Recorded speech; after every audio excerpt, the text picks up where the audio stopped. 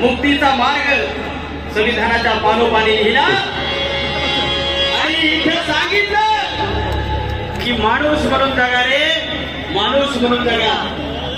बाबासाहेबांनी सुरू केलेली ही लढाई किसाई पारसी साडी बाळी तेली तांबोळी आदिवासी भटका अरे सगळ्यांना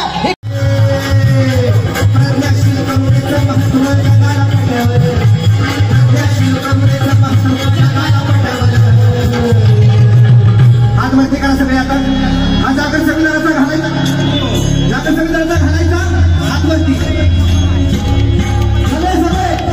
एक विचार एक तारी, आता एक विचार रिवायत से हट के आया है। आंधियों को जरा खबर कर दो, शेर वापस पलट के आया है। क्या बात है? संविधान सम्मान महासभेला कोण कोण उपस्थित हात वरती करून सांगा एक वेळेस। वाह, एकदा श्रद्धांवर बाळासाहेब आंबेडकरांसाठी सुरुवात करायला पाहिजे। हे मला दिला मान, या भारत देशाला माझा मोठा भाऊ म्हणून सांगताय। काय सांगताय त्याला? हे मला दिला मान, म्हणजे तुम्हाला सर्वांना कुणी दिला मान? हे मला दिला मान, तुला सन्मान, मला दिला मान, तुला सन्मान, मला दिला मान। नावाचं घराणं पण माणूस सुंदर, हे देश नावाचं घराणं पण माणूस सुंदर। नाव सुखा समाधानानं सब बंधू भावानं, हे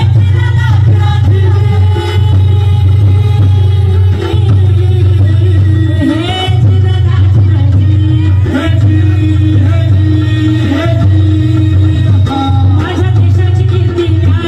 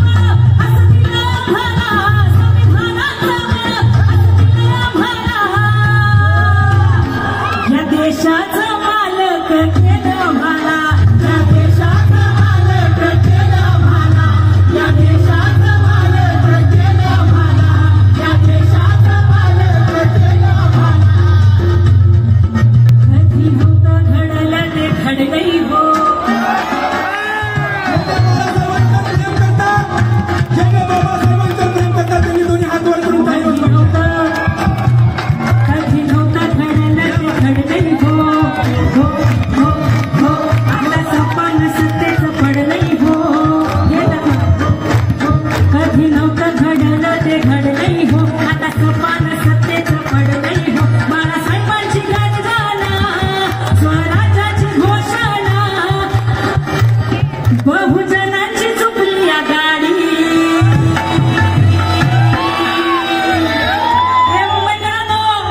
आवाज मुंबईत पोहोचला पाहिजे, नगरपालिकेत पोहोचला पाहिजे, महानगरपालिकेत पोहोचला पाहिजे. कोणाला आली वंचित वंचित वंचित वंचित वंचित आघाडी, आली वंचित वंचित वंचित वंचित वंचित आघाडी, आली वंचित वंचित वंचित वंचित बहुजन आघाडी. जगीवाल्यांची मजबूत साथ, मुस्लिमांशी जोडून नातं, जाती धर्मावर करून वाद, आले वंचित टाकून काट. बाळासाहेबांची गर्जना, स्वराज्याची घोषणा, संविधानाची लावली गोडी. आमच्या हातात संविधान, आमच्या हृदयात स्वाभिमान. सत्तेचं सांगणं, सत्तेचं सांगणं, पेटवाकी मागणारा हुकुमान, उडवाकी दानादार. लढेगा कौन, जीतेगा कौन, आएगा कौन, जाएगा कौन. आली वंचित वंचित वंचित वंचित वंचित आघाडी, आली वंचित वंचित वंचित वंचित बहुजन आघाडी, आली वंचित वंचित वंचित वंचित बहुजन आघाडी, आली वंचित वंचित वंचित वंचित बहुजन आघाडी. वंचित बहुजन आघाडीचा बाबासाहेब आंबेडकरांचा, डॉक्टर बाबासाहेब आंबेडकरांचा, भारतीय संविधानाचा जय भीम.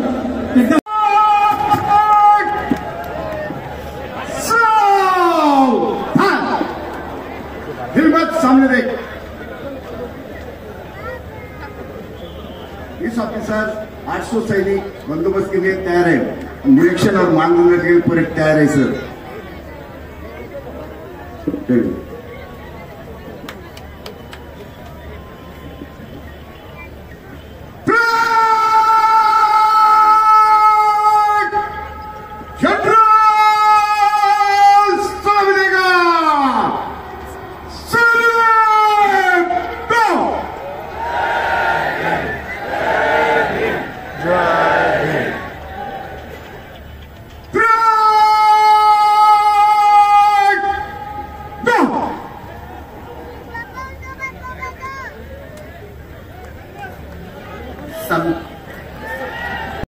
वंचित बहुजन आघाडीचा बाळासाहेब आंबेडकर तू मागे पडो. जय जय जय जय जय भीम, जय जय जय जय जय भीम. समतेचे विचार रुजवणाऱ्या सर्व महामानवांना त्रिवार अभिवादन करतो. मंचावरती उपस्थित सर्व मान्यवर, तसेच इथे उपस्थित माझ्या माता भगिनी, वडीलधारी मंडळी, या चळवळीतले साथीदार आणि तसेच भारताचे संविधान मानणारे या देशातल्या प्रत्येक नागरिकाला माझा जय जिजाऊ, जय शिवराय, जय ज्योती, जय क्रांती, जय लहूजी, जय मल्हार, अस्सलाम वालेकुम आणि जय भीम. 2 वर्ष 11 महिने आणि 17 दिवस हे ड्राफ्टिंग कमिटीला भारताचं संविधान लिहायला लागले आणि 2 वर्ष 11 महिने आणि 17 दिवसांनंतर जेव्हा बाबासाहेब आंबेडकरांनी कॉन्स्टिट्युएंट असेंब्ली समोर संविधानाचं त्यांचं ड्राफ्ट समोर ठेवलं, तेव्हा त्यांनी एक महत्वाचं भाषण दिलं होतं आणि ती तारीख होती 25 नोव्हेंबर 1949.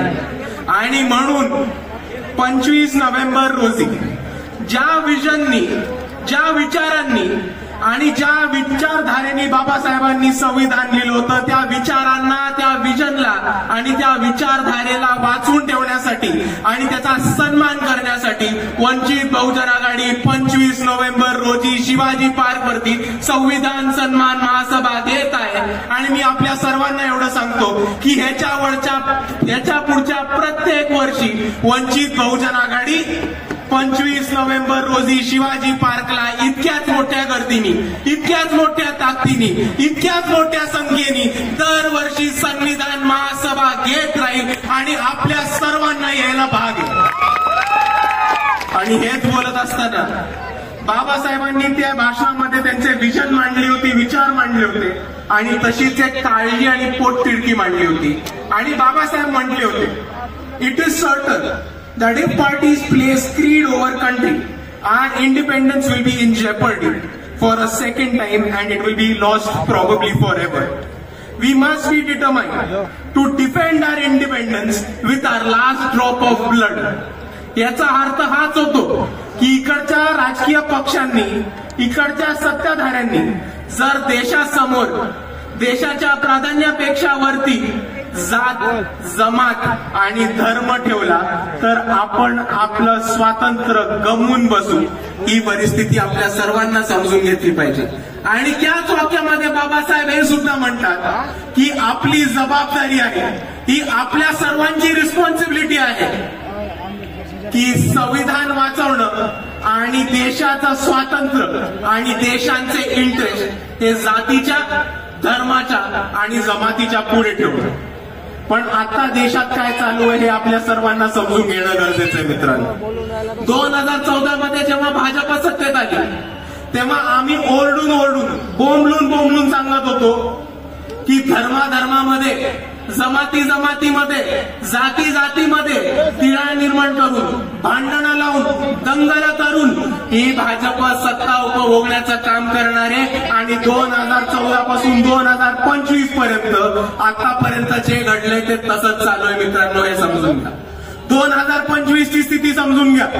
2025 मध्ये Maratha versus OBC, Banjara versus आदिवासी, धनगर वर्सेस आदिवासी, मातंग वर्सेस बौद्ध असं समाजामध्ये दंगली पेटवण्याचं काम, भांडणं पेटवण्याचं काम हे भाजपने आता सुरू केलेलं आहे. हे आपल्या सर्वांना समजून घेणं गरजेचं आहे. दुसऱ्या बाजूला परवाचीच घटना बघा. अरुणाचल प्रदेशची एक महिला होती. 18 तास तिला चायनामध्ये शांघाय एअरपोर्टवरती चायनाच्या अथॉरिटीजनी, चायनाच्या सरकारनी तिला दाबून ठेवलं होतं. का? कारण ती अरुणाचल प्रदेशची होती आणि भारताचा पासपोर्ट वापरत होती. आणि चायनाने म्हटलं की आम्ही अरुणाचल प्रदेशला भारताचा भाग नाही मानत आणि अरुणाचल प्रदेशच्या लोकांना भारताचा पासपोर्ट दिलेला चायनाला चालत नाही. ही वस्तुस्थिती समजून घ्या. 1 महिन्यापूर्वी भारताचे माजी सरन्यायाधीश भूषण गवई यांचे पुतळे जाळण्यात आले आणि यांच्या पुतळ्यांना चपला मारण्यात आल्या. हे कुठे घडलं? तर न्यूयॉर्कच्या टाइम्स स्क्वेअर मध्ये घडलं. आणि आपण या दोन्ही घटनांचा अभ्यास करा मित्रांनो. जेव्हा त्या अरुणाचल महिलेला सांगतात की तुमचा भारताचा पासपोर्ट चालत नाही आणि चायना अरुणाचल प्रदेशला भारताचा भाग मानत नाही, आणि जेव्हा सरन्यायाधीश भूषण गवईंचे पुतळे जाळले जातात आणि त्यांच्या पुतळ्यांना चपला मारल्या जातात, तेव्हा तो फक्त एका महिलेचा किंवा भूषण गवईंचा अपमान नाहीये, तो एका आदिवासी महिलेचा आणि एका दलित माणसाचा अपमान नाहीये, तर तो भारताच्या न्याय व्यवस्थेचा अपमान आहे, तो भारताच्या संविधानाचा अपमान आहे आणि तो भारताच्या संविधानाचा आणि सॉव्हर्निटीचा आणि स्वातंत्र्याचा अपमान आहे. आणि हा अपमान आपण सहन करणार नाही होत हे समजून घ्या मित्रांनो. पण हेच बोलत असताना दुसऱ्या बाजूला एक गोष्ट समजून घ्या की इकडे नरेंद्र मोदी स्वतःला 56 इंची छाती असलेलं म्हणतात, अमित शहा स्वतःला खमक असे गृहमंत्री म्हणतात. पण हे दोघं सत्तेत असताना आज चायना अरुणाचल प्रदेशला भारताचा भाग मानत नाही आणि भारताच्या सरन्यायाधीशच्या पुतळ्याला चपला USA मध्ये मारल्या जातात. आणि म्हणून मी अमित शहा आणि नरेंद्र मोदींना आवाहन करतो की जर तुमची छाती खरंच 56 इंची असेल, जर तुम्ही खरंच खंबीर, हिम्मतवाले आणि डरपोक गृहमंत्री नसलात, तर तातडीने चायनावरती ऍक्शन घेऊन दाखवा. फॉरेन पॉलिसीनी चायनाला सबक शिकवून दाखवा. आणि दुसऱ्या बाजूला ज्या ज्या भारतीय नागरिकांनी, ज्या NRIंनी भूषण गवईंच्या पुतळ्याला चप्पल मारायचा प्रयत्न केला, त्यांचे व्हिसा आणि पासपोर्ट रद्द करून दाखवा. मग आम्ही मानू की तुमची छाती खरंच 56 इंची आहे आणि मग आम्ही मानू की अमित शहा मध्ये खरंच दम आहे. नाहीतर तुम्ही समजून घ्या 5-25 चायनाचे ऍप बंद करून काही नाही होत. चायनाला उत्तर द्यायचं असेल तर ताकदीने उत्तर द्यायला लागणार आहे हे आपण समजून घ्या. आणि दुसऱ्या बाजूला मोदी आणि अमित शहा हे एनआरआयच्या विरुद्ध आणि अमेरिकेत बसलेल्या एनआरआयच्या विरुद्ध ऍक्शन नाही घेणार, कारण हेच एनआरआय लोक आहेत जे भाजपला युएसए मध्ये बसून भरघोस पैसा पोचवतात हे आपण दुसऱ्या बाजूला समजून घ्या. आणि भारतामध्ये आणि अमेरिकेतल्या गोष्टी बोलत असताना परवाच एक रिपोर्ट आलाय की $3,30,000 हे RSS नावाच्या अनधिकृत टेररिस्ट ऑर्गनायझेशननी युएसए मध्ये स्क्वायर पॅक्सन बॉक्स नावाच्या एका कंपनीला दिले होते लॉबिंगसाठी आणि युएसए मधली निर्णय प्रक्रिया बदलण्यासाठी. आणि दुसऱ्याच बाजूला याच RSSनी दिल्लीमध्ये 150 कोटीचं केशवकुंज नावाचं ऑफिस उभं केलं हे आपण समजून घ्या. आता मला एक प्रश्न सांगा की जी संघटना जिची कोणती रजिस्ट्रेशन नाहीये, ज्याची कोणती नोंदणी नाहीये आणि जी भारताचं संविधान मानत नाही, ही संघटना $3,30,000 युएसए ला कसे पाठवते? ही संघटना 150 कोटीचं ऑफिस दिल्लीमध्ये कसं बांधते? आणि जर इकडच्या सरकारकडे त्याची उत्तरं नसतील, जर इकडच्या इन्कम टॅक्स डिपार्टमेंटकडे त्याची उत्तरं नसतील, तर ही एक धोक्याची घंटाही आपण सर्वांनी समजून घेतली पाहिजे. आणि हीच धोक्याची घंटा वंचित बहुजन आघाडीने ओळखली होती. म्हणून भारताच्या इतिहासामध्ये RSSच्या कार्यालयावरती पहिला मोर्चा जर कोणी काढला असेल तर तो फक्त आणि फक्त वंचित बहुजन आघाडीने काढला होता. आणि हा मोर्चा काढताना आम्ही RSSला 3 गिफ्ट देणार होतो. पहिलं गिफ्ट होतं भारताचा ध्वज, आपला तिरंगा. आणि आमचं हे म्हणणं होतं तुम्ही तिरंगा मानत नाही, आम्ही तुम्हाला तिरंगा गिफ्ट करतो आणि तुम्ही तुमच्या कार्यालयावरती तिरंगा लावणं सुरू करा.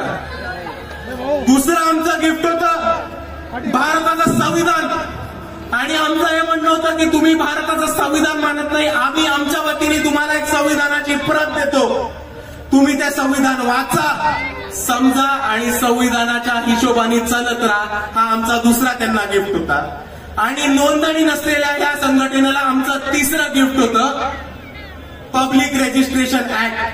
हे सांगण्यासाठी की तुमची नोंदणी नाही झाली आहे, हे महाराष्ट्र राज्याचं पब्लिक रजिस्ट्रेशन ऍक्टची कॉपी आहे, ही वाचा, ही समजून घ्या आणि तुम्हाला ह्या पब्लिक रजिस्ट्रेशन ऍक्ट खाली स्वतःला रजिस्टर करून घ्या. पण RSSचा एकही माणूस आला नाही आणि RSSच्या कोणत्याही माणसाने हे गिफ्ट स्वीकारलं नाही. आणि त्याच्यावरनं आम्हाला हे साफ झालं की RSS नोंदणी करायला नाकार देतेय, RSS तिरंगा लावायला नाही देतेय आणि RSS संविधान वाचायला आणि संविधान मानायला नाकार देतेय. आणि जे संघटना या देशामध्ये संविधान मानत नाही, स्वतःला रजिस्ट्रेशन करत नाही आणि स्वतःला तिरंगा फडकवण्याची हिंमत करत नाही, त्याला आम्ही दहशतवादी आणि टेररिस्ट ऑर्गनायझेशनच म्हणणार. आणि आपला जो मोर्चा झाला होता, आपल्या मोर्चाची धास्ती RSSनी घेतलीय, आपल्या मोर्चाची धास्ती बरोबर RSSनी घेतली. नाव घेतलं नाही आपलं, हो ते घाबरत असतील, नाव घेतलं नाही आपलं, पण मोहन भागवतांनी बरोबर उत्तर दिलं आपल्याला. आणि ते काय म्हणाले की आमची नोंदणी ही ब्रिटिश, आमची स्थापना ही ब्रिटिश काळामध्ये झाली होती, म्हणून भारत स्वातंत्र्य झाल्यानंतर आम्हाला परत नोंदणी करायची गरज नाही. आणि जर मोहन भागवतांना असं वाटत असेल तर त्यांना मला एकच गोष्ट सांगायची आहे की जर तुमची स्थापना ब्रिटिशांच्या काळी झाली होती आणि भारत स्वातंत्र्य देश झाल्यानंतर संविधान लागू झाल्यानंतर तुम्हाला स्वतःची नोंदणी करायची नव्हती, तर मग या देशात थांबलात कशाला? ब्रिटिशांबरोबरच निघून जायचं होतं ना. पनौतीपासून आमच्या डोक्यावरती का बसलात? आणि म्हणून मी RSSला एकच गोष्ट सांगतो की इस देश में रहना होगा तो संविधान मानना होगा. बोला माझ्याबरोबर, इस देश में रहना होगा, इस देश में रहना होगा, अगर इस देश में रहना होगा. आणि दुसऱ्या बाजूला मोहन भागवत म्हणतात की आम्ही एक व्यक्तींची संघटन होतो, आम्ही एक व्यक्तींची संघटन असल्यामुळे आम्हाला रजिस्टर करायची गरज नाहीये, आम्हाला नोंदणी करायची गरज नाहीये.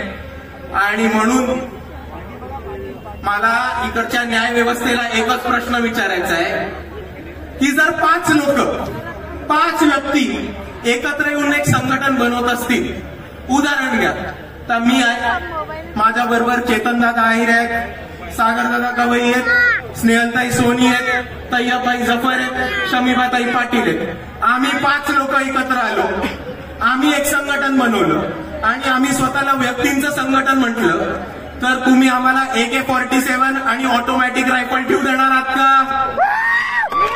तुम्ही आम्हाला ऑटोमॅटिक वेपन्स ठेवू देणार आहात का? तुम्ही आम्हाला जिल्ह्यामध्ये तालुक्यामध्ये संघटन बनवू देणार आहात का? तुम्ही आम्हाला जिल्ह्यामध्ये तालुक्यामध्ये चंदा इकट्ठा करू देणार आहात का? आणि या चंदा इकट्ठा केल्यावरती आम्हाला टॅक्स माफ करणार आहात का? हे इकडच्या न्याय व्यवस्थेने आम्हाला सांगितलं पाहिजे. आणि जर या 5 गोष्टींना तुमचं उत्तर नाही असेल तर माझी तुम्हाला विनंती आहे की हेच नियम, हाच कानून आणि हेच संविधानाचे कलम RSS ला सुद्धा लागू करा आणि RSS नोंदणीकृत करा. आणि हे नसेल करता येत तर RSS बॅन करा. आणि म्हणून मी म्हणतो RSS मुर्दाबाद, RSS मुर्दाबाद. आणि म्हणून मित्रांनो एक गोष्ट समजून घ्या की मोहन भागवत अजून एक गोष्ट म्हटली की आम्ही व्यक्तींची संघटन आहोत म्हणून आम्ही नोंदणी नाही करणार. आम्ही व्यक्तींची संघटन आहोत म्हणून आम्ही नोंदणी नाही करणार. तर त्यांना मला प्रेमाने एकच गोष्ट सांगायची आहे की भारताच्या संविधानामध्ये तुम्हाला व्यक्तींचीच संघटन रजिस्टर करायची असते, नोंदणी करायची असते. जर तुम्ही उंदरांची, मांजरांची, कुत्र्यांची, पक्ष्यांची, प्राण्यांची संघटना काढली तर ती तुम्हाला रजिस्टर करायची गरज नाहीये. आणि म्हणून तुम्ही स्वतःला माणसातले मानत असाल तर संविधानाप्रमाणे स्वतःला रजिस्टर करा. एवढं मी एक गोष्ट सांगू इच्छितो. आणि मित्रांनो म्हणून मी दरवेळेस म्हणत राहतो की या भारतामध्ये जर कोणी RSS ला थांबवू शकणार असेल, जर कोणी BJPला हरवू शकणार असेल आणि जर कोणी मनुवादाला अंगावर घेऊन त्याला हरवू शकणार असेल तर ते फक्त आणि फक्त या देशातले आंबेडकरवादी आहेत. त्याच्यापेक्षा अजून कोणामध्ये दम नाही. आणि संविधानाचा सन्मान करायला, संविधानाचा गौरव करणारा आणि संविधानाची बाजू घेऊन लढणारा कोणता पक्ष असेल तर तो फक्त एकच पक्ष आहे, तो फक्त एकच नेता आहे, ते म्हणजे बाळासाहेब आंबेडकर आणि वंचित बहुजन आघाडी. आणि कोणताही मुद्दा असो, कोणतंही आंदोलन असो, वंचित बहुजन आघाडी लढत राहतं. आमचा एक आमदार खासदार नाही, आमचा एक मंत्री नाही, संत्री नाही, तरी लोकांचे प्रश्न सोडवण्यासाठी, आंदोलन करण्यासाठी, मोर्चे काढण्यासाठी आणि या व्यवस्थेला घेराव घालून लोकांना न्याय मिळवून देण्यासाठी कोण लढत असेल तर ते फक्त वंचित बहुजन आघाडी लढते. लोकांचे प्रश्न सोडवण्यासाठी मुंबईमध्ये SRAच्या विरुद्ध मोर्चा काढणं, अडाणीच्या मिरिटाच्या विरुद्ध मोर्चा काढणं, प्रदूषणाच्या विरुद्ध मोर्चा काढणं, गायरांच्या विरुद्ध मोर्चा काढणं, कंत्राटी भरतीच्या विरुद्ध मोर्चा काढणं जर कोणी केलं असेल तर ते वंचित बहुजन आघाडीने केले, अजून कोणी करू शकलेलं नाही. दुसऱ्या बाजूला इथे उभं राहून बोलतो, त्यांच्या घरासमोर उभं राहून बोलतो की जेव्हा या मनसेनी मस्जिदीवरचे भोंगे काढायचा प्रयत्न केला होता तेव्हा मनसेच्या भोंग्यामधली हवा काढायचं काम आहे. या महाराष्ट्रामध्ये जेव्हा टिपू सुलतान आणि औरंगजेबचे फोटो लावण्यासाठी इकडच्या मुसलमान युवकांना अरेस्ट करण्यात येत होतं, टॉर्चर करण्यात होतं, तेव्हा ही वंचित बहुजन आघाडी होती ज्यांनी टिपू सुलतानचा फोटो छत्रपती शिवाजी महाराज, छत्रपती शाहू महाराज, महात्मा ज्योतिबा फुले, डॉक्टर बाबासाहेब आंबेडकरांच्या फोटोमध्ये लावला होता आणि आम्ही या सरकारला चॅलेंज दिलं होता. दुसऱ्या बाजूला हेच ते बाळासाहेब आंबेडकर होते जे औरंगजेबच्या मजारीवरती गेले होते आणि या व्यवस्थेला, RSSला आणि BJPला चॅलेंज दिला होता की इकडचे मुस्लिम पोरं तर फक्त स्टेटस ठेवतात, आमच्या स्टेजवरती टिपू सुलतानचा फोटो आहे, बाळासाहेब औरंगजेबच्या मजारीवरती गेलेत, तुमच्यामध्ये हिंमत असेल तर आमच्या विरुद्ध ऍक्शन घेऊन दाखवा. आणि एका बाजूला अजून एक धर्मांध ताकद आहे जी बाळासाहेबांचा औरंगजेबच्या मजारीवरचा फोटो काढते आणि काही झालं की बाळासाहेबांचा तो औरंगजेबाचा फोटो पुढे काढते. या कट्टर हिंदुत्ववादी लोकांना, या धर्मांध लोकांना मला एकच गोष्ट आठवण करून द्यायची की तो कोरोना काळ आठवा, जेव्हा या महाराष्ट्रामध्ये आर्थिक परिस्थिती ढासळली होती आणि या महाराष्ट्रामधले सगळे मंदिरं बंद पडली होती. तेव्हा हे तेच बाळासाहेब होते ज्यांनी पंढरपूरमध्ये विठोबाच्या मंदिरावरती आंदोलन केलं आणि अख्ख्या महाराष्ट्रामध्ये मंदिरं चालू करून देणारे हिंदू नागरिकांसाठी सुद्धा बाळासाहेब आंबेडकरच होते. आणि म्हणून मी म्हणतो की आम्ही सर्वांसाठी लढतो. कोथरूड पुणे केस आपल्याला माहिती असेल, सोमनाथ सूर्यवंशींबद्दल काय झालं आपल्या सर्वांना माहिती असेल. पण पोलिसांना धाऱ्यावरती धरून, काळा कोर्ट स्वतः चढवून, कोर्टामध्ये जाऊन कोथरूड मधल्या त्या 3 मुलींना आणि सोमनाथ सूर्यवंशींना जर कोणी न्याय मिळवून दिला असेल तर ते फक्त बाळासाहेब आंबेडकर आणि वंचित बहुजन आघाडी होती. आणि म्हणून मित्रांनो मी एवढंच सांगतो की आम्ही लढणारी लोक आहोत, मार खाणारी नाही, मारणारी लोक आहोत आणि याच्या पुढेही लढत राहू. आम्हाला साथ हवी आहे तर फक्त तुमच्या सर्वांची. एवढं म्हणून मी माझे 2 शब्द थांबवतो. आपल्या सर्वांना माझा मानाचा जय भीम, जय संविधान. सावित्रीबाई फुले, शाहू महाराज, संविधानकार बोधिसत्व डॉक्टर बाबासाहेब आंबेडकर, बहुजनांच्या सर्व महापुरुषांना विनम्र अभिवादन करतो. मंचकावरती असेल बाळासाहेब आंबेडकर आणि सर्व मान्यवर, समय का अभाव है परंतु संविधानावरती बोलावं लागलं.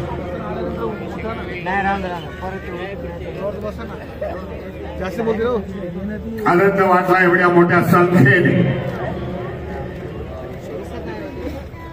महाराष्ट्राच्या राजधानीमध्ये मुंबईमध्ये एवढ्या मोठ्या संख्येने आज इथे हजर आहात. उपस्थिती तुमची आहे त्याबद्दल आपलं अभिनंदन करतो. ही मुंबई इतरांची नाही तर या मुंबईच्या शिवाजी पार्क मैदानावरती आम्ही देखील आमची ताकद दाखवू शकतो. हे तुम्ही दाखवून दिलं त्याच्याबद्दल मी आपला एक निर्णायक ताकद आहे. या महाराष्ट्रामध्ये नाही तर संपूर्ण देशामध्ये एक निर्णायक ताकद आंबेडकरवाद्यांची आहे. बहुजन विचारसरणीची एक ताकद आहे. ताकद फक्त एकत्र यायला पाहिजे. तर म्हणजे मनुवादी असतील, फंडामेंटल संस्था असतील, RSS सारख्या त्या घाबरून जातील हे आपल्याला सांगायचं. गेल्या 2014 पासून त्याच्या पुढे तर अशा प्रकारचे कार्यक्रम नव्हते. पण लोकांनी जाणलं 2014 मध्ये जेव्हा सत्तांतर झालं केंद्रामध्ये आणि तेव्हापासून हे संविधान धोक्यात आहे याचे नारे देशाच्या कानाकोपऱ्यामध्ये लागले. का लागू झाले? कारण लोकांनी ओळखलं की ही लोक संविधानाच्या विरोधामध्ये आहे.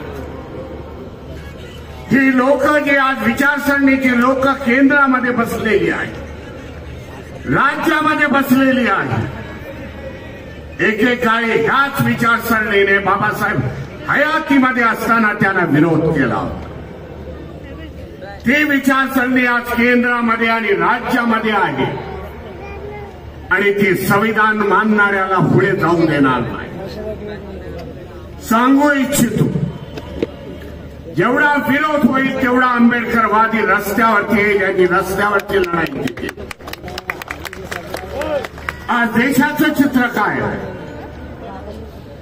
देशामध्ये ह्या व्यवस्थेला जो विरोध होतोय तो आंबेडकरी वाद्यांचा विरोध होतोय.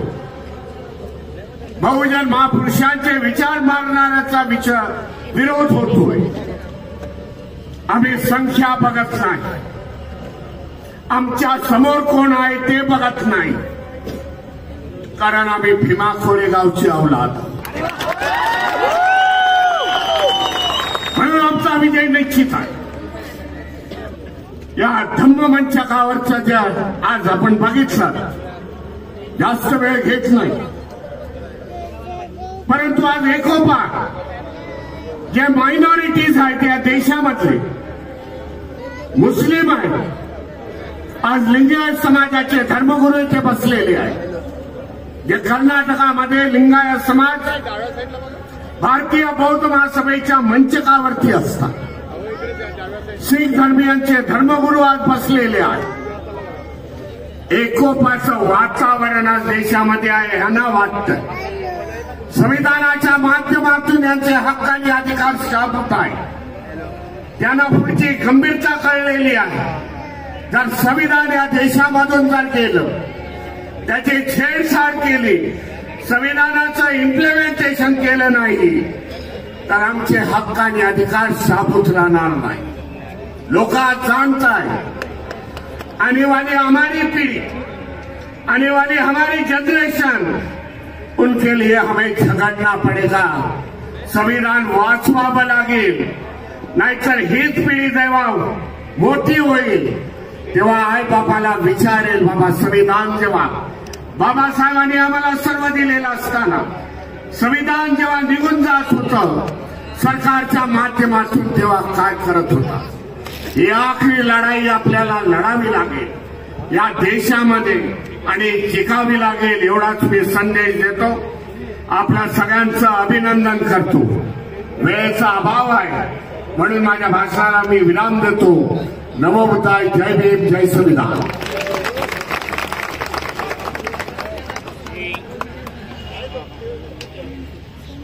वंचित बहुजन आघाडीचा इथल्या तमाम वंचित मोर्चाचे नेते ज्यावेळी या देशाच्या इतिहासाची पानं पालटली जातील, त्यावेळी सामाजिक क्रांतीसाठी या देशाच्या स्वातंत्र्योत्तर काळात जर कोणी ठाम भूमिका घेतली असेल, असं ज्यांचं नावाकडे क्रमाने घेतलं जाईल, असे आमचे सर्वांचे लाडके नेते, आमचे सर्वांचे श्रद्धास्थान आदरणीय बाळासाहेब आंबेडकर आपल्याला मार्गदर्शन करतील. संघर्ष करो, संघर्ष करो.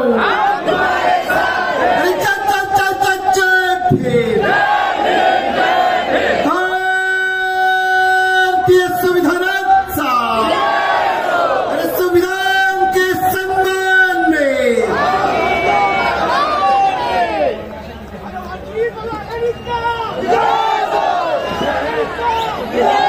मंचावरती उपस्थित सर्व नेतेगण, निमंत्रित उपस्थित बंधूंनो आणि भगिनींनो,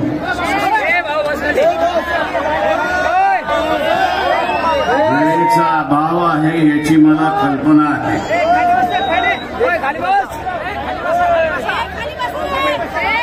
इथे ज्या परिस्थितीमध्ये आपण उभे आहोत, संविधान आज आहे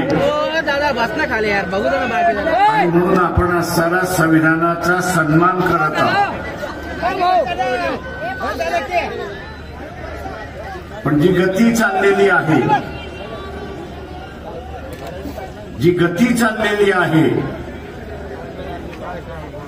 त्या गतीतून इथला असणारं संविधान राहील याची काहीच गॅरंटी देता येत नाही, हे लक्षात.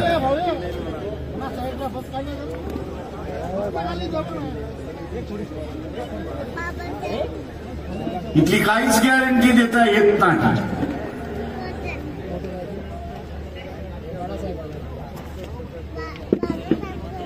आणि म्हणून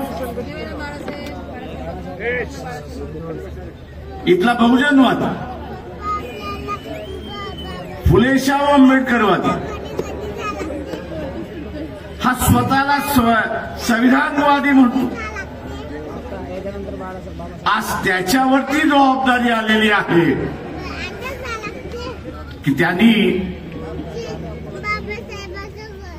या संविधानाच्या संदर्भात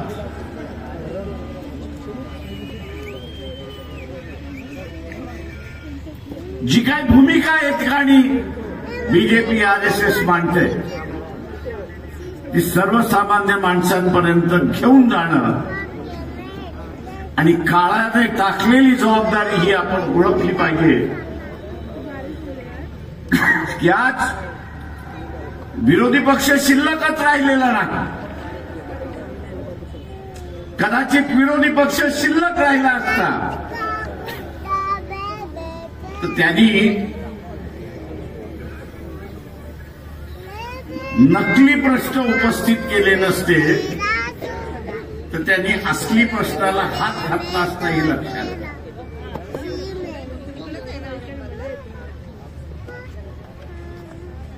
तो डोनाल्ड ट्रम्प तिकडनं ओरडतोय की पाकिस्तानने 7 विमानं पाडली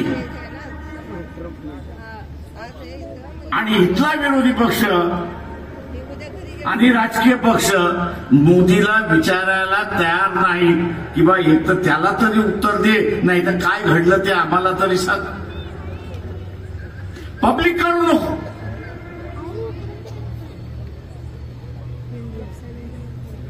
पण जे मान्यता प्राप्त राजकीय पक्ष जे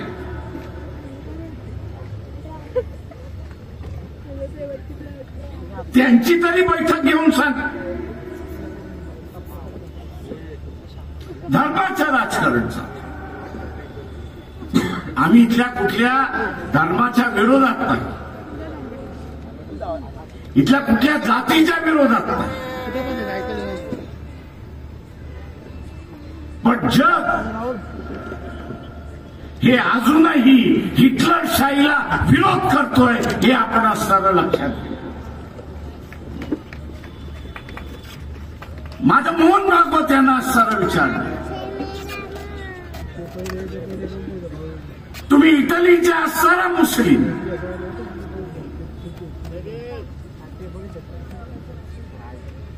हिटलरला तुम्ही भेटून आलात की नाही 30 साली हे असणारं सांगा. हे तुमचे आदर्श आहेत की नाही याचं असणारं सांगा.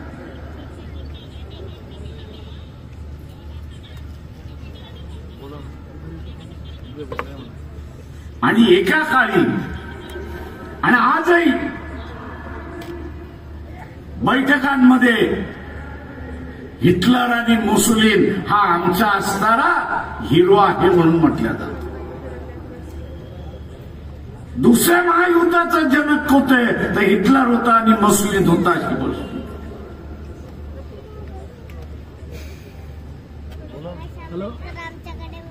मोदी जो असणारा जगभर फिरतोय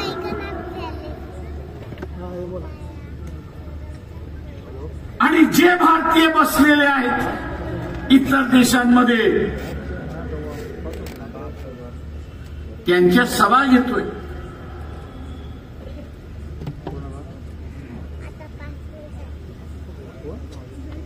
आपण पाहिलं असेल की अमेरिकेने सांगितलं आम्ही असणारा H1B1 विजा हा रद्द करतो आहोत. का तर आम्हाला असणारा आमची लोकसंख्या प्रोटेक्ट करायची आहे, तिला सुरक्षित करायची आहे. कशापासून सुरक्षित करायची आहे? बाहेरचा आलेला माणूस काही वर्षानंतर या देशाचा नागरिक होईल आणि काही देशाचा नागरिक झाला तर उद्याची इथली सत्ता जर त्याच्या ताब्यात घेतली तर हा इमिग्रंट जो आहे, बाहेरचा आलेला माणूस जो आहे तो या देशावरती राज्य करेल आणि आमच्या लोकांना गुलाम करेल अशी असणारी गोष्ट. मोदीने फक्त भारतालाच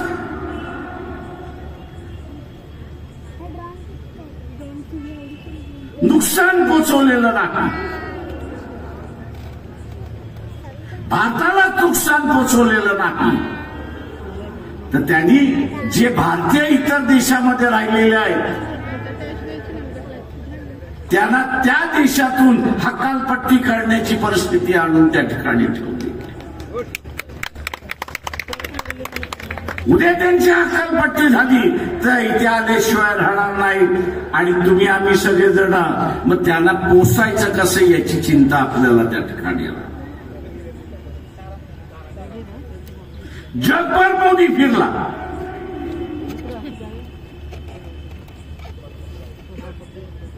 रशियाचं कच्चं तेल मोदी जगभर अंबानी मार्फत विकत राहिला, रिलायन्स मार्फत विकत राहिला.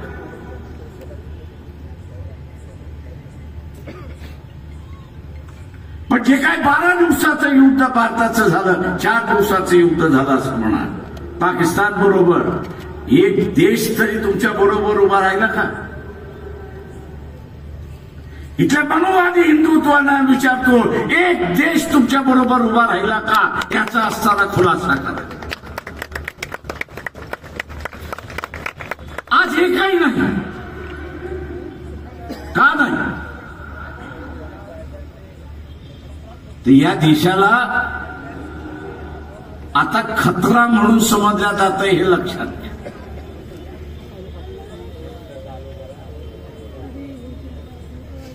या देशाचे जे राजकारण करतात आहेत सत्तेमध्ये RSS BJP आहे त्यांना असणारं जग आता खतरा म्हणून समजायला लागले नाही.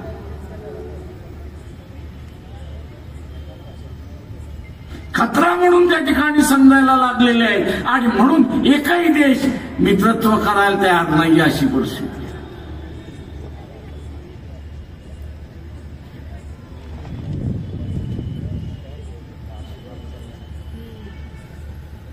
जगभरात मित्र नाही अशी असणारी परिस्थिती. आणि आर्मी चीफ एका बाजूला म्हणतोय की 3 महिन्यामध्ये या ठिकाणी युद्धाचे दुसरं आपल्याला तोंड द्यावं लागेल.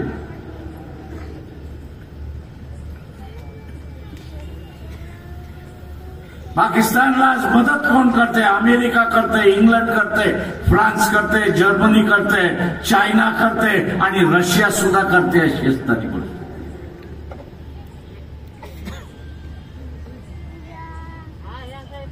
रशियाला स्वतःचं युद्ध जिंकायचं असेल तर चायनावरती अवलंबून राहावं लागतं आणि चायनाला अरुणाचल प्रदेश हा आपला प्रदेश आहे म्हणून सिद्ध करून घ्यायचंय आणि ते भाग घ्यायचे.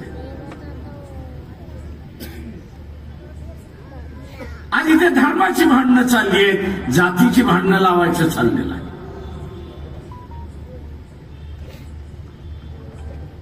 इथला मीडिया जो आहे तो ह्याची चर्चाच करायला तयार नाही.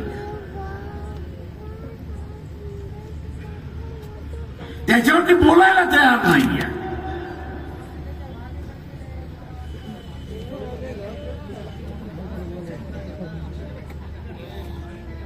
आणि दुसऱ्या बाजूला आपण असं बघितलं तर या देशातले राजकीय पक्ष संपवण्याचा भाग चालला.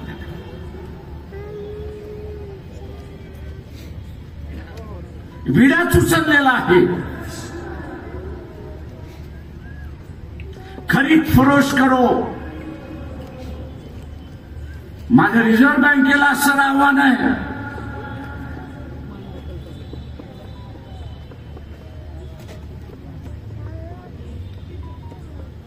की मोदीने असताना नोटा बदलण्याचा कार्यक्रम केला.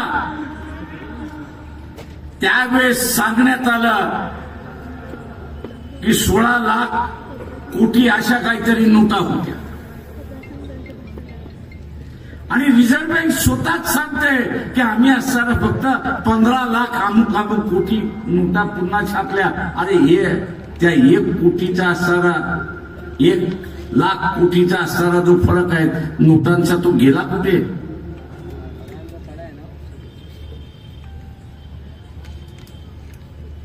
दुर्दैवाने मी म्हणेन या देशातल्या विचारवंताबद्दल बाबासाहेबांनी जे त्यावेळेस म्हटलं होतं ते आज खरं व्हायला लागलं. तो म्हटला इथला इंटेलेक्च्युअल क्लास आहे, इथला विचारवंताचा वर्ग आहे. पण बाबासाहेब म्हणाले होते दुर्दैव आहे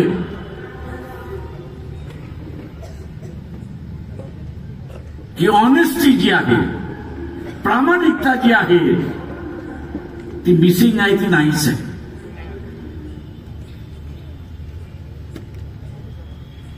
ती त्याच्या स्वतःशी सुद्धा इमानदार नाही अशी असणारी गोष्ट.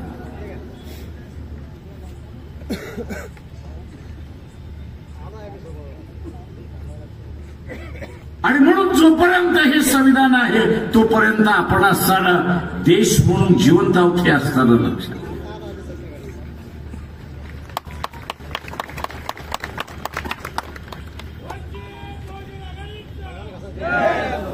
एका स्कॉटलंडच्या असणाऱ्या सभासदाचा असणारा, पार्लमेंट मधल्या सभासदाचा असणारा उदाहरण देऊन बाबासाहेब असं म्हणाले की तुमची इच्छा असेल की आमच्यावरती राज्य करा.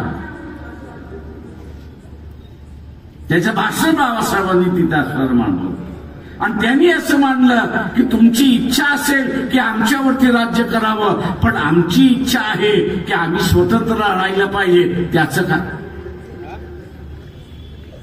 ते म्हटलं, संघर्षाशिवाय दुसरा मार्ग नाही काय का तुम्ही आमच्यावरती राज्य करायला बघाल आणि आम्ही स्वतंत्र राहिलं पाहिजे याच्यासाठी आम्ही लढत राहणार. संघर्षाशिवाय दुसरा काहीच अर्थ नाही. ए मोहन भागवत, आव्हान करतो तुला, जे संविधान बदलतोय ते म्हणतोय, जे संविधान बदलतोय ते म्हणतोय 15 दिवसामध्ये तुम्ही दाखल केलेलं असणारं संविधान या देशामध्ये चर्चेला सुरुवात करा. हे बाबासाहेबांनी लिहिले म्हणून आम्ही म्हणत नाही.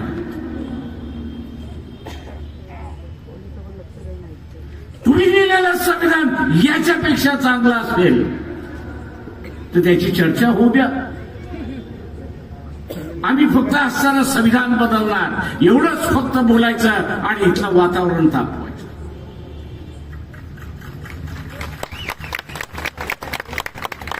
आम्ही संविधान बदलणार एवढंच म्हणायचं आणि वातावरण तापवायचं.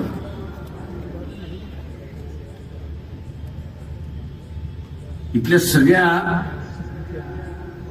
ज्यांना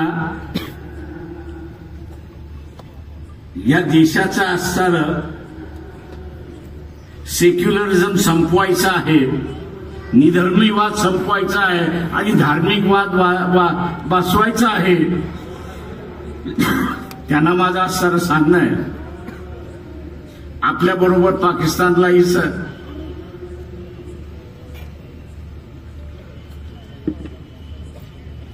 आपल्याबरोबर पाकिस्तानलाही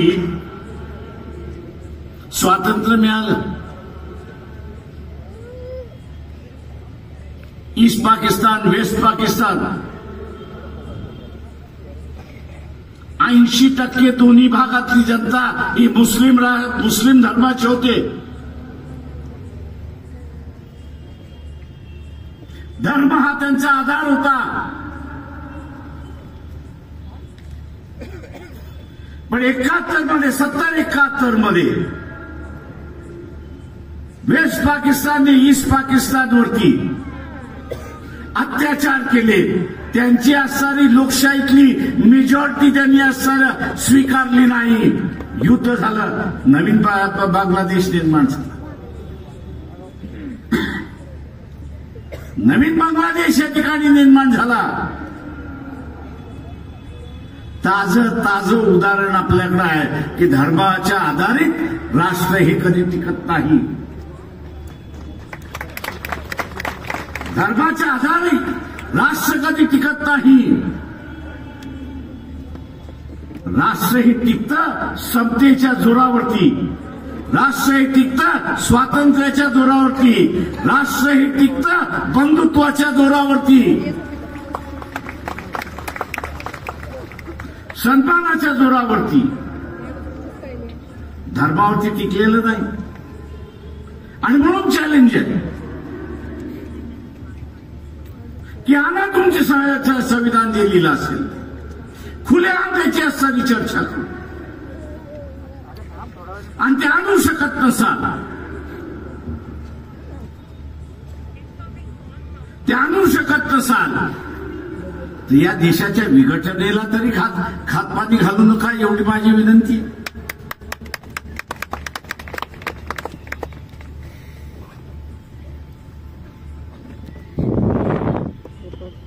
वैचारिक भांडण हे वैचारिक भांडण नाही.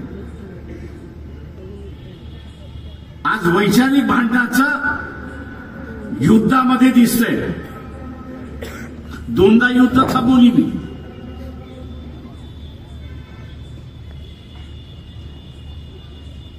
एक युद्ध ओबीसीएन मराठ्यांमधला कोविडच्या अगोदरच,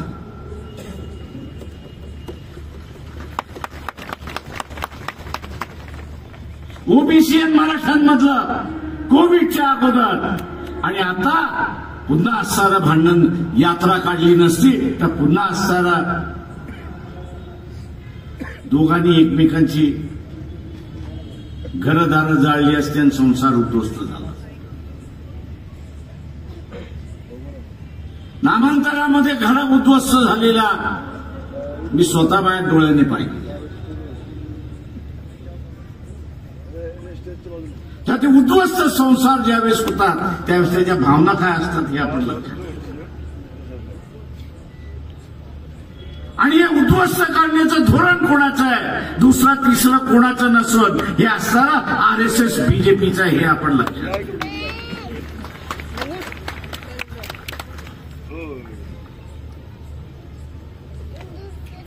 आणि म्हणून आम्ही असणारं इथं आव्हान करतोय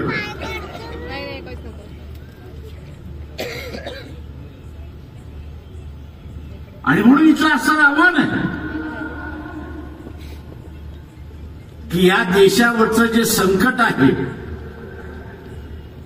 या देशाला जे असणारं एकही मित्र नाही, त्याचं कारण एकेखोरपणा हे लक्षात घ्या. आणि हा एकेखोरपणा कोणाचा, तर या देशाच्या पंतप्रधानाचा नरेंद्र मोदी. मी विश्वगुरु, जगद्गुरु, आणि अमेरिकेकडे भीक माग आणि रशियाकडे भीक माग अशी असणारी परिस्थिती.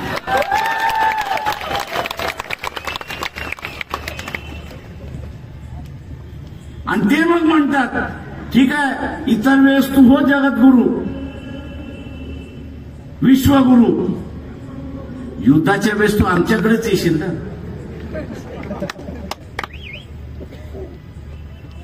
तेव्हा तुला हत्यारच आम्ही देत नाही, मग काय होणार आहे.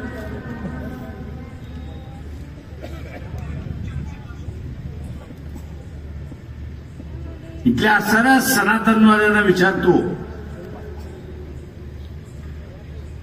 उद्याचं युद्ध झालं आणि अमेरिका असेल, इंग्लंड असेल, फ्रान्स असेल, जर्मनी असेल, रशिया असेल, चायना असेल, हे जर पाकिस्तानला हत्यार देणार असेल तर तुम्ही टिकणार आहात का.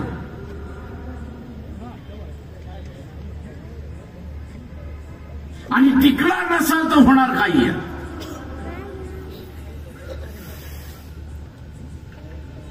ज्याची चर्चा या ठिकाणी केली जात नाही ती म्हणजे भारत हा जगातला सगळ्यात मोठा मार्केट आहे, हे लक्षात घ्या. बाजारपेठ आहे. आणि या बाजारपेठेवरती सगळ्यांचा असणारा डोळा आहे.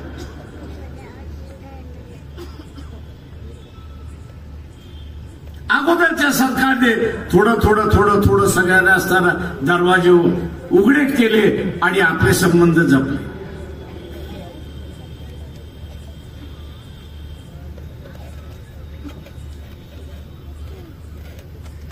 आत्ताच्या असणाऱ्या परिस्थितीमध्ये बाजारपेठ कोणाला नकोय.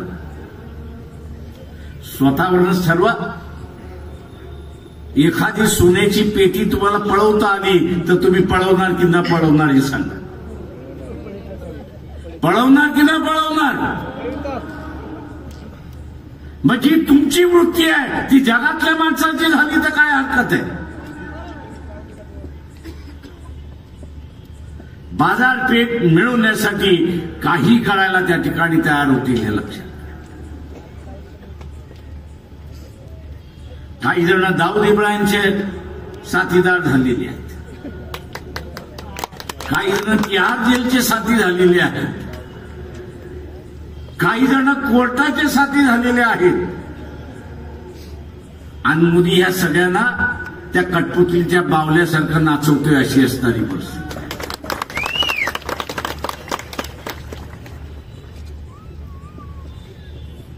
काही दिवस तमाशा व्यवस्थित चालला, पण आता भारतीयाने शांतपणा जर स्वीकारला नाही, इथल्या सगळ्या विचारवंतांनी आपला आवाज बुलंद केला नाही, खासगीमध्ये अनेक जण मला अनेक गोष्टी सांगत असतात आणि मी त्यांना म्हणत असतो, राजेभाऊ माझ्याशी बोलताय तसं पब्लिकशी बोला.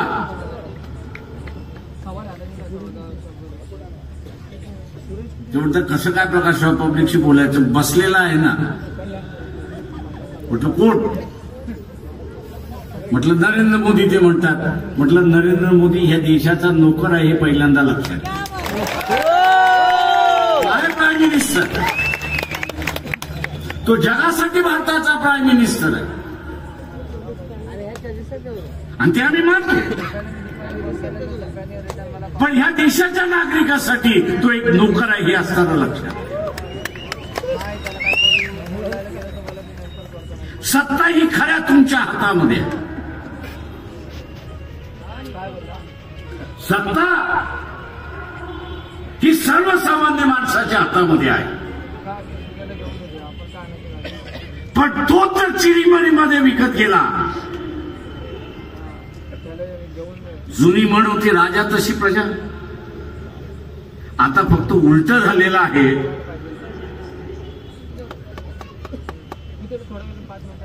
की प्रजा तशी राजा. आता ही म्हण उलटी झालेली आहे. प्रजा तशी राजा.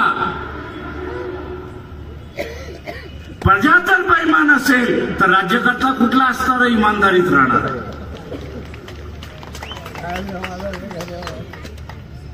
प्रजा जर बेईमान असेल तर राजा कुठे इमानदार राहणार आहे. त्याच्याही अंगात येते तसं नरेंद्र मोदीच्या अंगात येले. आणि तो म्हणतो डोनाल्ड ट्रम्प कोण, तो म्हणतो पुटिन कोण, तो अमुक म्हणतो कोण. आता डिसेंबरला त्यांनी असणारा पुटिनला बोलवलंय, 5 तारखेला येईल आणि आम्हाला हे हत्यार दे, ती हत्यार दे, ती हत्यार दे असं रडत रडत त्या ठिकाणी बसतात.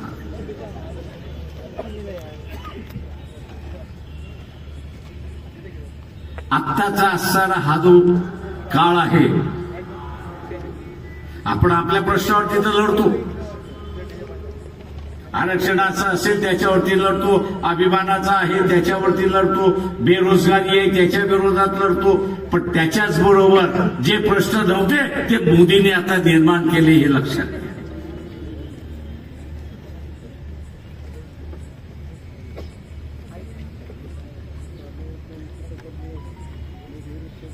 मोदींनी निर्माण केलं हे आपण असं लक्षात घ्या. पहिल्यांदा मी असं म्हणालो, या देशाच्या लोकशाहीने लोकांना प्रगती केलं की न केलं. आता ते म्हणतात आहेत की शिक्षण व्यवस्था खराब होती. अरे नालायकांनो, याच शिक्षण व्यवस्थेने तुम्ही अमेरिकेला पोचलात ना, याच डिग्री घेऊन तुम्ही पोचलात ना. आणि ज्या डिग्री घेऊन तुम्ही पोचलात त्यालाच तुम्ही आता असताना म्हणायला लागलात की ही खराब आहे, आम्हाला असताना पुन्हा गोकुळ व्यवस्था आणायची. पण ती आम्ही मान्य करू तेव्हा ना.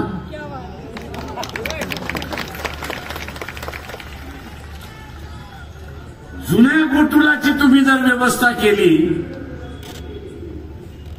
तर इथलं 70% लोक ही शिक्षणच घेऊ शकत नाही अशी परिस्थिती.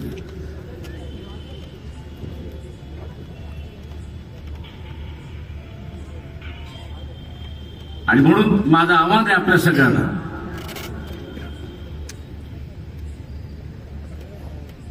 की या देशातली विरोधी पक्षाची भूमिका,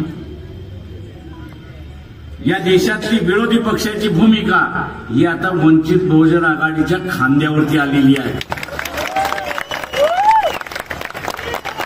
पण मी म्हणालो तसं खांद्यावरती आलेली आहे, वंचित बहुजन आघाडीच्या मतदारावरती आलेली आहे.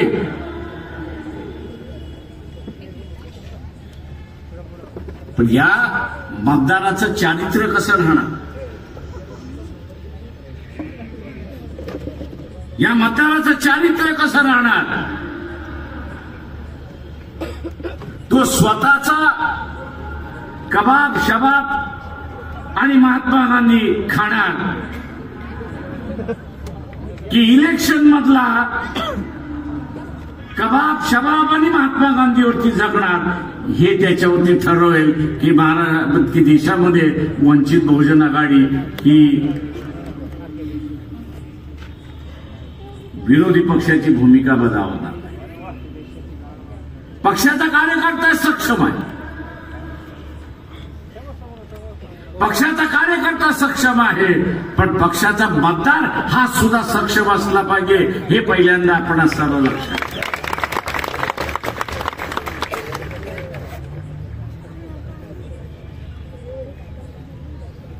पक्षाचा मतदार हा सुद्धा सक्षम असला पाहिजे.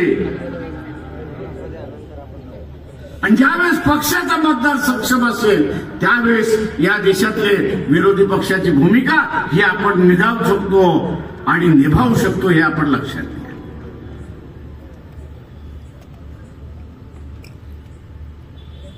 माझं आव्हान आहे आपल्या सगळ्यांना,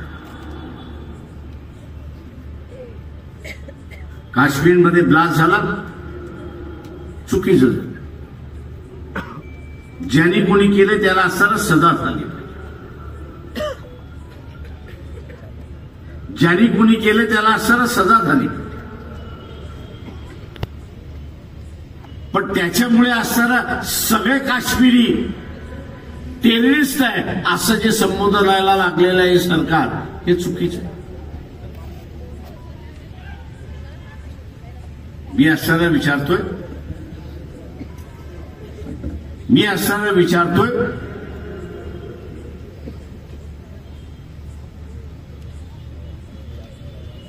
मालेगावचा ब्लास्ट,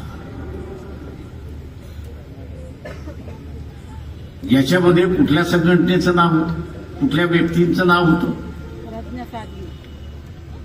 म्हणजे व्यक्ती ज्या समाजाच्या होत्या तो अख्खा समाज तुम्ही असताना म्हणणार आहे की टेररिस्ट आहे?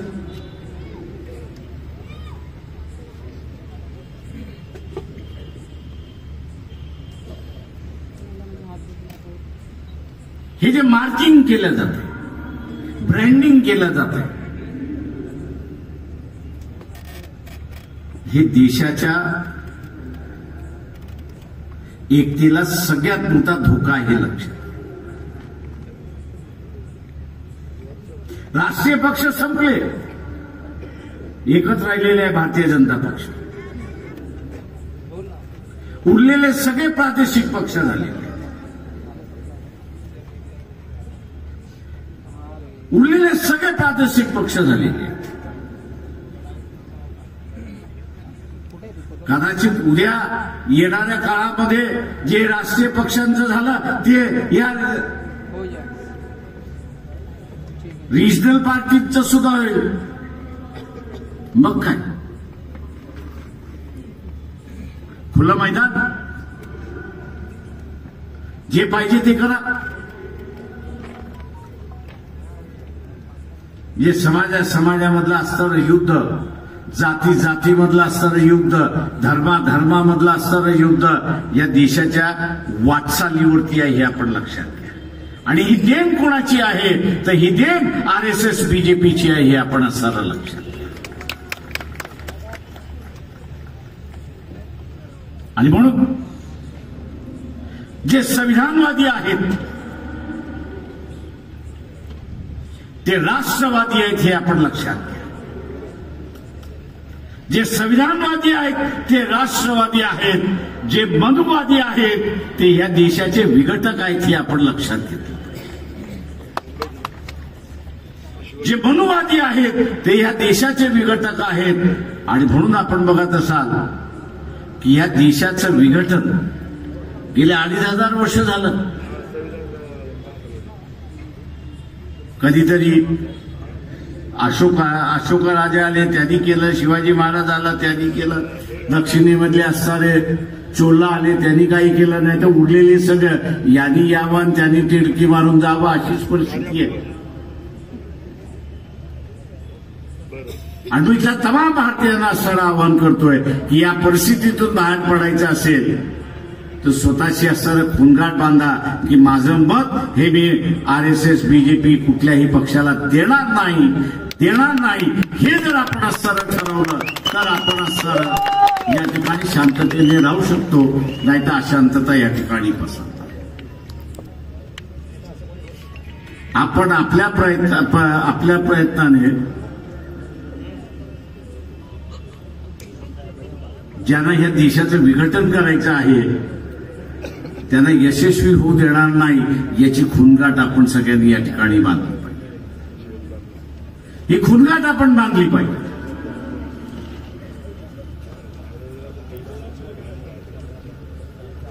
RSS म्हणतं की आम्ही असताना ब्रिटिशांच्या अगोदर आला असं.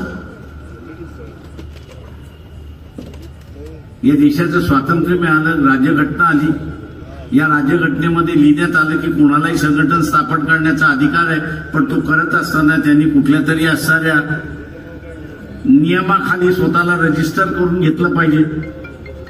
आमचा सवाल आहे RSSला की तुम्ही स्वतःला रजिस्टर का करून घेत नाही? साधं गणपतीचं मंडळ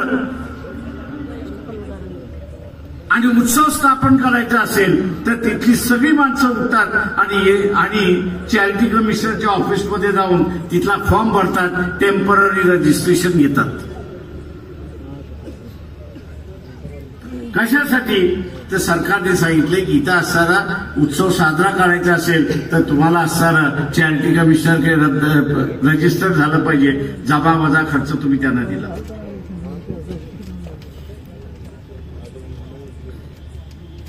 म्हणून बाबत तुम्ही सांगा की तुम्ही रजिस्टर का स्वतःला करत नाही? इथल्या कायद्यासमोर तुम्ही झुकत का नाही? तुम्ही का हे दाखवताय की कायदा आमच्यापेक्षा मोठा आहे? हे आम्ही मोडून काढल्याशिवाय राहणार नाही. औरंगाबादच्या कोर्टामध्ये यांच्या विरोधात पुन्हा केस दाखल झालेली आहे की तुम्ही रजिस्टर का केलं नाही एवढं सांगा.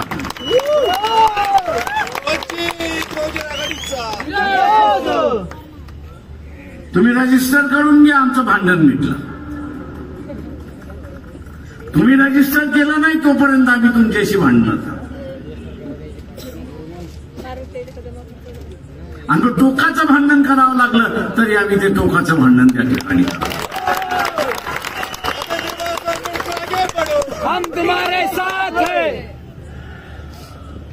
त्या औरंगाबादचे पोलीस आता असणारं मला घाबरतात. कारण मी त्यांना असणारं म्हटलं की याच्यामध्ये तुमची साक्षी मी घेणार की तुम्ही असणारं जी संघटना रजिस्टर्ड नाही त्याला पोलीस प्रोटेक्शन कसं दिलं तेवढं सांग. तुम्ही पोलीस प्रोटेक्शन कसं दिलं तेवढं सांगा. आणि म्हणून माझं आव्हान आहे आपल्या सगळ्यांना की एक जबाबदारी आपल्यापुढे येऊन पडलेली आहे आणि ती जबाबदारी पार पाडायची असेल तर आज जी उपस्थिती आपण आज शिवाजी पार्क मैदानामध्ये दाखवलेली आहे तीच उपस्थिती आपली जे इलेक्शन चाललेलं आहे त्याच्या मतपेटीमध्ये सुद्धा दिसलं पाहिजे हे लक्षात घ्या. सभेतून आपण एक सुरुवात केली पण तिला संपवायची असेल तर ती मतपेटीतून संपते हे असणारा लक्षात घ्या. कारण मतपेटीतून असणारा इथला राजा तयार होतो हे लक्षात घ्या. आणि तो राजा इथलं राज्य करतो. आणि म्हणून मतपेटीतून सुद्धा आपलं मत बाहेर पडेल ही अपेक्षा बाळगतो आणि आपली रजा घेतो. जय भीम, जय भारत.